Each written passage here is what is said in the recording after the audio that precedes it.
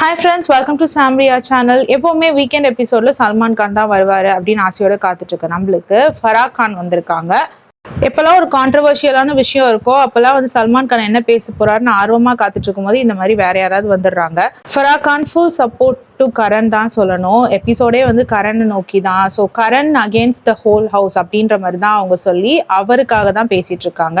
எல்லாரையும் கூண்டுல ஏற்றி வச்சு கேள்வி கேட்குறாங்க பகாஜி கிட்ட. கரணோட மாமா பிஎம்ஓ பாத்ரூம்ஸ் கழுவுவாங்கன்னு சொல்றது கரெக்டா அப்படின்னு கேட்குறாங்க. அதுக்கு பகா தப்புன்னு சொல்றாரு. ஸோ இந்த ஸ்டேட்மெண்ட் உங்க வாயிலேருந்து வந்தது, ஸோ இது சரியில்லைன்னா நீங்க சொன்னது சரியில்லை அப்படின்றாங்க. இப்போ ஈஷாவை கூண்டில் நிக்க வச்சு கேட்குறாங்க, நீ ஏன் கரண்வீர் மேல ரொம்ப ஆப்சஸ்டா இருக்க?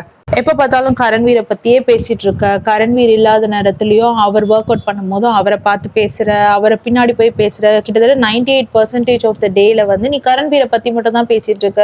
ஏன் நீ வந்து இப்படி இருக்க? உனக்கு கரண்வீரை பிடிக்காது கரெக்டா அப்படின்னு கேக்குறாங்க. ஆமா, எனக்கு பிடிக்காதுன்னு ஈஷா ஒத்துக்கிறாங்க. கரண்வீரை பத்தின ஒரு விஷயத்த ஈஷா மாத்தி சொல்லியிருந்தாங்க. ஸோ அதை பத்தி கேட்குறாங்க. இதே விஷயம் வந்து கரண்வீர் பண்ணியிருந்தாருன்னா இந்த வீடே கீழே வந்து எல்லாரும் அவரை கொஸ்டின் பண்ணியிருக்கோம், நீன்றதுனால எல்லாரும் பேசாம இருக்காங்க அப்படின்ற மாதிரி சொல்றாங்க. இதுக்கு முன்னாடி பிக் பாஸ்ல ஒருத்தர் இதே மாதிரி தான் டார்கெட் பண்ணாங்க. அது வந்து சித்தார்த் சுக்லா. அவருக்கு அப்புறமா இப்போ வீட்டில் ஒரு ஆளை டார்கெட் பண்றாங்கன்னா அது கரண்வீர் மேஹ்ரா தான் அப்படின்னு சொல்றாங்க. அப்படி டார்கெட் பண்ணப்பட்ட சித்தார்த் சுக்லா தான் அந்த சீசனோட வின்னருமா ஆனாரு அப்படின்னு சொன்னோன்னு கரண்வீர் முகத்துல பயங்கர சந்தோஷம். இதுக்கடுத்து ரஜத்தை கூண்டுல நிக்க வச்சு கேள்வி கேட்குறாங்க, உனக்கு இந்த வீட்டில் எல்லா பொண்ணுங்களையும் ப்ரொடெக்ட் பண்ணணும்னு சொல்லி யாராவது சொன்னாங்களா? பிக் பாஸ் சொன்னாரா அப்படின்ற மாதிரி கேட்குறாங்க ஃபரா கான். அதுக்கு ரஜத், எங்க வீட்டில் சொல்லி கொடுத்துருக்காங்க, ஏதாவது பொண்ணுங்களுக்கு பிரச்சனை எங்கேயாவது பார்த்தா நீ கண்டிப்பா அவங்கள ப்ரொடெக்ட் பண்ணணும்னு சொன்னாங்க அப்படின்னு சொல்றாரு. அதுக்கு ஃபரா கான் எல்லா ஃபீமேல் கண்டஸ்டன்ஸையும் பார்த்து உங்கள எத்தனை பேருக்கு ரஜத்தோட உதவி தேவைப்படுது உங்களை ப்ரொடெக்ட் பண்றதுக்கு அப்படின்னு கேக்குறாங்க. அதுக்கு ஃபீமேல் கண்டஸ்டன்ஸ் எங்களுக்கு யாரோட உதவியும் தேவையில்லைன்னு சொல்றாங்க.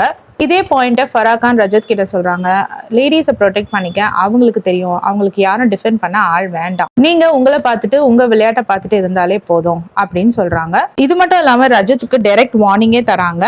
இனி ஒரு தடவை இந்த வீட்டில் ஃபிசிக்கலாக போனீங்கன்னா, அதாவது இனி ஒரு தடவை இந்த வீட்டில் யாரையாவது அடிச்சிங்கன்னா டைரெக்டாகவே நான் சொல்கிறேன், நீங்கள் இந்த கேமை விட்டு அவுட் ஆயிடுவீங்க அப்படின்னு ஒரு பெரிய வார்னிங் கொடுத்து ரஜத்தை அனுப்புகிறாங்க. இந்த வீக்கெண்ட்கான எபிசோட் கரண்வீருக்கான எபிசோடுன்ற மாதிரி தான் போயிட்டுருக்கு. கரண்வீரை காப்பாற்றுறதுக்காக தான் ஃபரா கான் வந்திருக்காங்க.